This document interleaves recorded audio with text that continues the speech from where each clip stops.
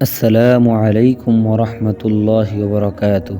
প্রিয় দর্শক ও শ্রোতা বন্ধুরা, আশা করছি আল্লাহর অশেষ রহমতে আপনারা ভালো আছেন।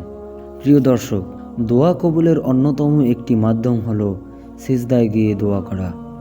রাসূলুল্লাহ সাল্লাল্লাহু আলাইহি ওয়াসাল্লাম সিজদায় গিয়ে বেশি বেশি দোয়া করতেন, কারণ রুকু ও সিজদায় বান্দা আল্লাহর অনেক কাছাকাছি চলে যায়।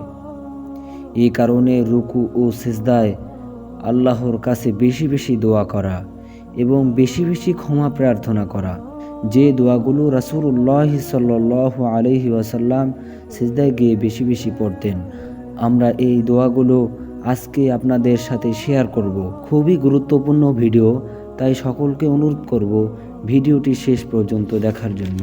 আমরা যখন সিজদায় চলে যাই তখন মহান রব্বুল আলামিনের সব থেকে কাছে চলে যায়। তখন যদি বান্দা দোয়া করে, তখন মহান আল্লাহ তাআলা সেই দোয়া ফিরিয়ে দিতে লজ্জাবোধ করে। এজন্য বেশি বেশি সিজদায় গিয়ে দোয়া করতে হবে।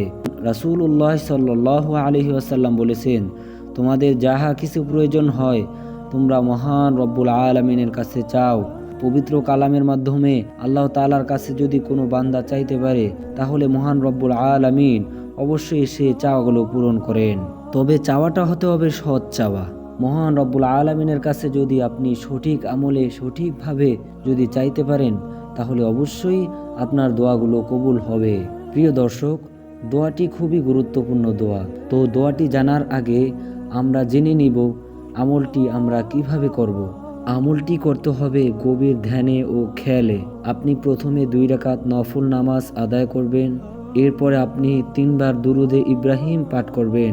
এরপর 7 বার এই দোয়াটি আপনি পাঠ করবেন। দোয়াটি হলো সুবহুন কুদ্দুসুন রব্বুনা রব্বুল মালাইকাতি ওয়ার রূহ। দোয়াটি আমি আবার বলছি, সুবহুন কুদ্দুসুন রব্বুনা রব্বুল মালাইকাতি ওয়ার রূহ। দোয়াটির অর্থ হলো, আল্লাহ তাআলা পবিত্র এবং সম্পূর্ণরূপে দোষ ত্রুটি মুক্ত, তিনিই সব ফেরেশতা ও জিবরাইলের প্রভু।